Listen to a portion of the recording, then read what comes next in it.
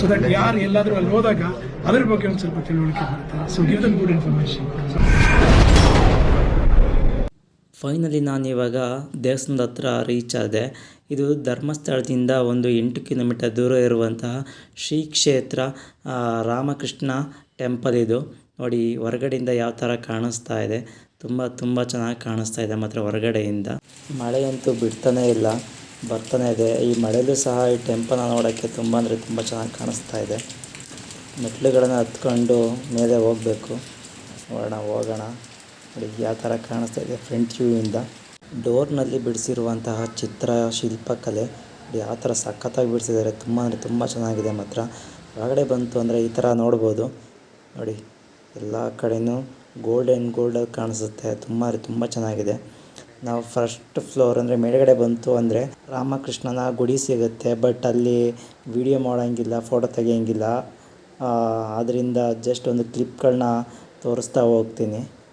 ಇಲ್ಲಿ ಸುಮಾರು ಗುಡಿಗಳು ಸಿಗುತ್ತೆ. ಹಾಗೆ ನೋಡಿ ಗಣೇಶನ ಗುಡಿ, ಹಾಗೆ ಸುಮಾರು ದೇವರ ವಿಗ್ರಹಗಳನ್ನ ಕೆತ್ತಿದ್ದಾರೆ. ತುಂಬ ಚೆನ್ನಾಗಿದೆ ಮಾತ್ರ. ನೋಡಿ ಯಾವ ಥರದಲ್ಲಿ ಗುಡಿಗಳಿದ್ದಾವೆ. ಒಂದು 100-120 ಗುಡಿಗಳಿದ್ದಾವೆ ಅನಿಸುತ್ತೆ ಮೇ ಬಿ.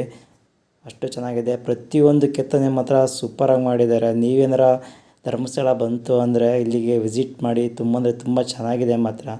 ಇಲ್ಲಿ ಎಲ್ಲ ಥರದ ದೇವರ ವಿಗ್ರಹಗಳಿದ್ದಾವೆ. ಅದನ್ನು ಎಷ್ಟು ನೀಟಾಗಿ ಕೆತ್ತನೆ ಮಾಡಿದ್ದಾರೆ ಅಂದರೆ ಆ ದೇವರನ್ನು ನೋಡ್ತಾ ಇದ್ದರೆ ಎಷ್ಟೋ ಮನಸ್ಸಿಗೆ ನೆಮ್ಮದಿ ಸಿಗುತ್ತೆ. ಅಷ್ಟು ನೀಟಾಗಿ ಚೆನ್ನಾಗಿ ಕೆತ್ತನೆ ಮಾಡಿದ್ದಾರೆ ಮಾತ್ರ. ನಾವು ಒಳಗಡೆ ಒಂದು ಸಲ ಭೇಟಿ ಕೊಟ್ಟರೆ ಯಾವುದೋ ಪ್ರಪಂಚಕ್ಕೆ ಬಂದಿದ್ದೀವೇನೋ ಅಂತ ಅನಿಸ್ಬಿಡುತ್ತೆ ಒಂದು ಸಲ. ಮಾತ್ರ ತುಂಬ ಚೆನ್ನಾಗಿ ಮೇಂಟೈನ್ ಮಾಡಿದ್ದಾರೆ. ಕ್ಲೀನ್ನೆಸ್ ಆಗಿರ್ಬೋದು, ಗುಡಿಗಳನ್ನ ಕೆತ್ತಿರುವ ರೀತಿ ಆಗಿರ್ಬೋದು, ಎಲ್ಲ ಪ್ರತಿಯೊಂದೂ ಸಹ ತುಂಬ ಅಂದರೆ ತುಂಬ ಚೆನ್ನಾಗಿ ಮಾಡಿದ್ದಾರೆ.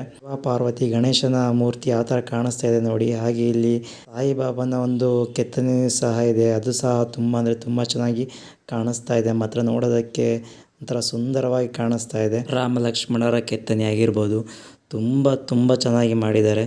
ಹಾಗೆ ನೋಡಿ ಯಾವ ಥರ ಕಾಣಿಸ್ತಿದೆ. ಪ್ರತಿಯೊಂದನ್ನು ನೀಟಾಗಿ ಮಾಡಿದ್ದಾರೆ ಮಾತ್ರ. ನೀವೇನಾದರೂ ಧರ್ಮಸ್ಥಳ ಬಂತು ಅಂದರೆ ಈ ದೇವಸ್ಥಾನಕ್ಕೆ ಭೇಟಿ ಕೊಡಿ. ನಾನು ಇವಾಗ ತೋರಿಸೋ ಸಣ್ಣ ಪ್ರಯತ್ನ ಮಾಡಿದ್ದೀನಿ ಅಷ್ಟೇ. ಹೆಚ್ಚು ವಿಡಿಯೋಗಾಗಿ ಅಪ್ಪು ಟ್ರಾವೆಲಿಂಗ್ನ ಫಾಲೋ ಮಾಡಿ ಅಂತ ಹೇಳ್ತಾ ಈ ವಿಡಿಯೋನ ಇಲ್ಲಿಗೆ ಮುಗಿಸ್ತಾ ಇದ್ದೀನಿ. ಜೈ ಪವರ್ ಸ್ಟಾರ್.